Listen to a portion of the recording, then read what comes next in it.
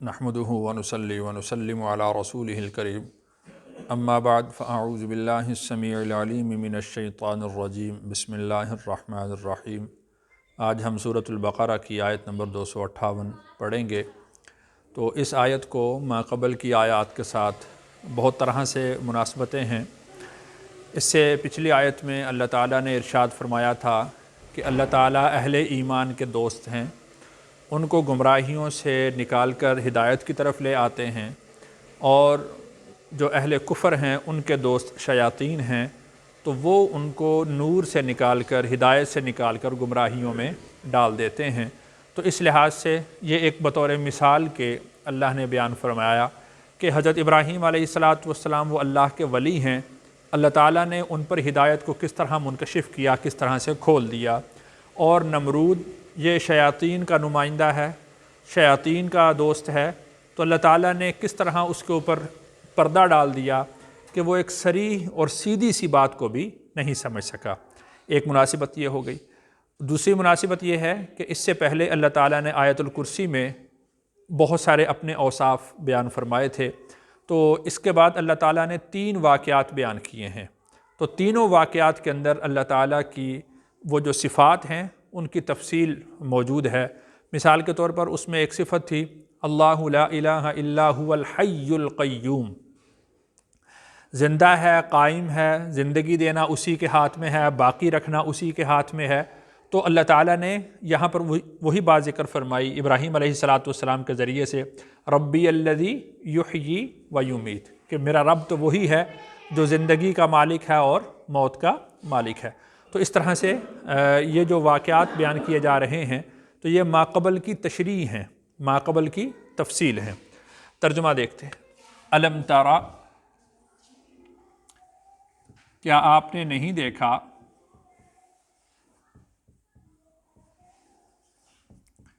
الی الذی، اس شخص کی طرف،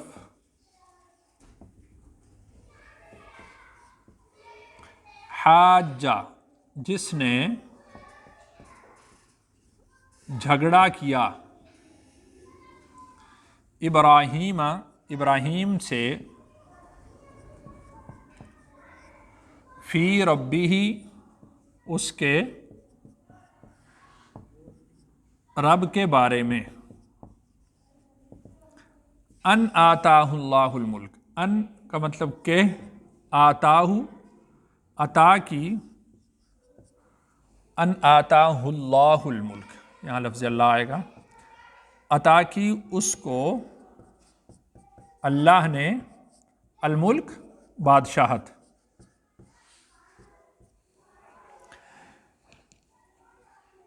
اذ قال، جب کہا، ابراہیم نے، ربی الذی، ربی میرا رب، الذی وہ ہے جو، یحیی زندہ کرتا ہے، ویمیت اور مارتا ہے۔ تو یہاں پر جس بادشاہ کا بیان ہو رہا ہے یہ نمرود بن کنعان ہے۔ یہ بابل کا بادشاہ تھا، اور یہ پہلا بادشاہ تھا جس نے اپنے سر کے اوپر تاج رکھا تھا، اور اس کے بعد سے بادشاہوں کے سر پر تاج رکھنے کی رسم شروع ہوئی۔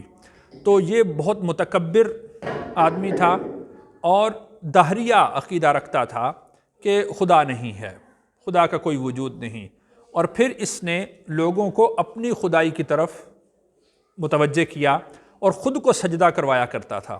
تو ابراہیم علیہ السلام کو اللہ تعالیٰ نے مبعوث فرمایا۔ ابراہیم علیہ السلام اس کے پاس گئے اس کو ہدایت کی بات کرنے کے لیے۔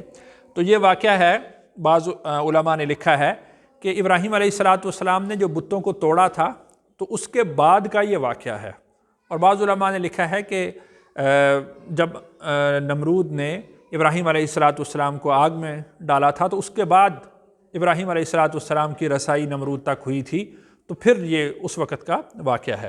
تو بہرحال ابراہیم علیہ السلام اس کے پاس گئے اور اللہ تعالیٰ کے جو اوصاف ہیں، اللہ تعالیٰ کی وحدانیت ہے، توحید کے اس بات کے دلائل ہیں، اللہ کے وجود کے دلائل ہیں، وہ اس کے سامنے رکھے تو وہ جھگڑا کرنے لگا۔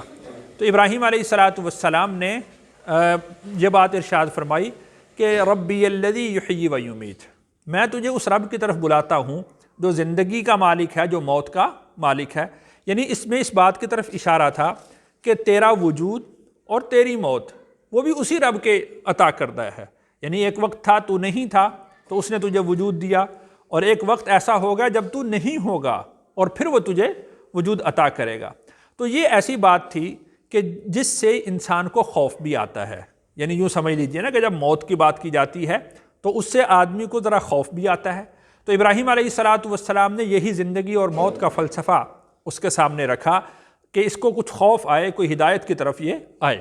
لیکن جیسے میں نے عرض کیا کہ وہ متکبر تھا اور بڑا متعنت تھا، یعنی ضدی قسم کا آدمی تھا، تو وہ اس نے بجائے اس کے کہ وہ اس بات کو مانتا، تو ماننے کی بجائے اس نے آگے سے ضد کی، ہٹ دھرمی کی۔ اس کو اللہ تعالیٰ نے یہاں پر بیان فرمایا۔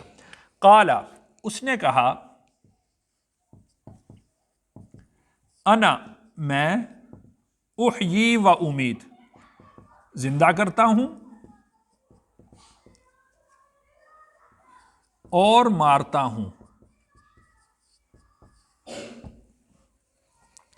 تو اس نے کہا یہ کون سی بات ہے، زندگی اور موت؟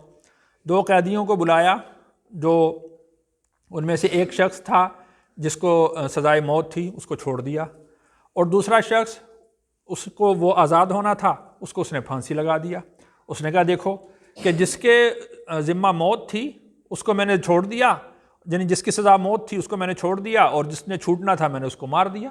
انا احیی و امید، میں زندہ کرتا ہوں، میں مارتا ہوں۔ تو دیکھیے کہ یہاں پر اس کی غباوت، اس کی کن ذہنی ظاہر ہوئی کہ وہ زندگی اور موت کو، اور زندگی اور موت کے اسباب کو، ان دونوں کے درمیان میں فرق نہیں سمجھ سکا۔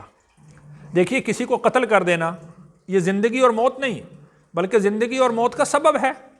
کسی کو مار دینا، کسی کو پھانسی چڑھا دینا، یہ تو زندگی اور موت کا سبب ہے۔ تو اس نے سبب کو حقیقتاً سمجھا موت۔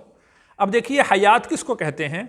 حیات کہتے ہیں روح کا پھونک دینا، اللہ کی طرف سے روح کا جسم میں داخل ہونا، اور موت کہتے ہیں کہ روح کا جسم سے نکل جانا۔ اب وہ اس پر تو نہیں قادر تھا، وہ تو اس کے اسباب کو دیکھ رہا تھا۔ اور پھر یہ دیکھیے کہ روح اللہ کے پاس ہوتی ہے، اللہ کی طرف سے بندے کے جسم میں داخل ہوتی ہے، اور جب آدمی مرتا ہے تو اس کی روح نکل کر پھر کس کے قبضہ میں چلی جاتی ہے؟ اللہ کے قبضہ میں۔ اب دیکھیے کہ اگر اس نے زندگی دی ہے یا کسی کو مارا ہے تو اس کے ہاتھ کیا لگا؟ کچھ بھی نہیں۔ تو اس کا مطلب یہ ہے کہ وہ زندگی اور موت اس کے اختیار میں نہیں تھی، اس کے قبضہ میں نہیں تھی، اور وہ اس موٹی سی بات کو نہیں سمجھ سکا، اور وہ اس نے اسباب کو حقیقت سمجھ لیا۔ تو اس نے کہا کہ انا احیی و امید، کہ میں زندگی دیتا ہوں، میں مارتا ہوں۔ تو ابراہیم علیہ السلام اس کی ذہنی سطح کو سمجھ گئے کہ یہ اس طرح کی باریک بات کو سمجھنے کی صلاحیت نہیں رکھتا۔ یا تو یہ ہے کہ یہ کٹ حجتی کر رہا ہے، جان بوجھ کر ایک یعنی مباحثے کی صورت بنا رہا ہے، یا یہ ہے کہ یہ اس بات کو سمجھنے پر بھی قادر نہیں ہے۔ تو ابراہیم علیہ السلام نے ایک اور دلیل بیان فرمائی، وہ یہ ہے، قال ابراہیم، کہا ابراہیم نے علیہ السلام، فإن اللہ، پس بے شک اللہ، یأتی نکالتا ہے، بالشمس سورج کو، من المشرق مشرق سے، فأتی تو نکال، بہا اس کو، من سے، المغرب مغرب سے۔ اب دیکھیے کہ زندگی اور موت میں ایک مردہ چیز ہے، وہ بے جان ہے، اس میں حرکت نہیں۔ جو زندہ ہے وہ جاندار ہے، وہ حرکت کرتا ہے، وہ ایک جگہ سے دوسری جگہ منتقل ہو سکتا ہے۔ ایک جاندار چیز اور وہ متحرک بھی ہو، اب اس کا رخ تبدیل کرنا ہے، یہ تو بہت آسان کام ہے نا، کہ ایک چیز مثال کے طور پر ایک گیند آ رہی ہے آپ کی طرف، تو آپ نے اس کو ہلکا سا ٹچ کیا تو اس نے اپنا رخ تبدیل کر لیا، وہ پہلے سے حرکت کر رہی ہے۔ اور جس نے گیند کو پھینکا ہے اس کی قوت لگی، اور گیند تو پہلے سے ہی حرکت میں ہے، آپ نے تھوڑا سا اس کو ٹچ کیا تو اس کا رخ تبدیل ہو گیا۔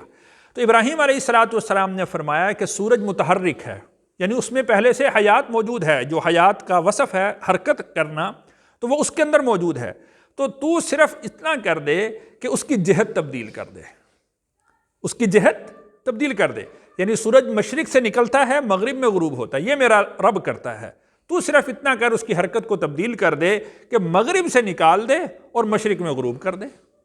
اب وہ ایسا، یعنی ابراہیم علیہ السلام نے اس کے سامنے ایسی دلیل بیان کی کہ اب وہ نہ کوئی کٹ حجتی کر سکا، نہ وہ اس کا کوئی جواب دے سکا۔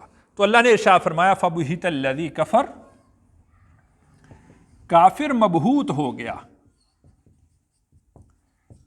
یعنی جس کو ہم کہتے ہیں نا بالکل خاموش ہو گیا، لاجواب ہو گیا، کہ اس کا کوئی جواب بن ہی نہیں سکا۔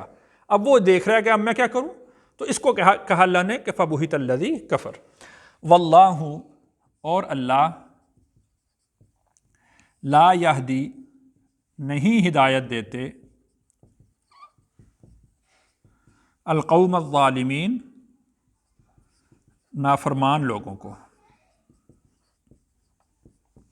تو دیکھیے کہ اس میں اللہ تعالیٰ نے ارشاد فرما دیا کہ اللہ تعالیٰ اہل ایمان کے دوست ہیں، اہل ایمان کی رہنمائی اللہ فرماتے ہیں، اور جو کافر ہیں وہ شیاطین ان کے دوست ہوتے ہیں اور وہ ان کو اس طرح سے گمراہ کرتے ہیں۔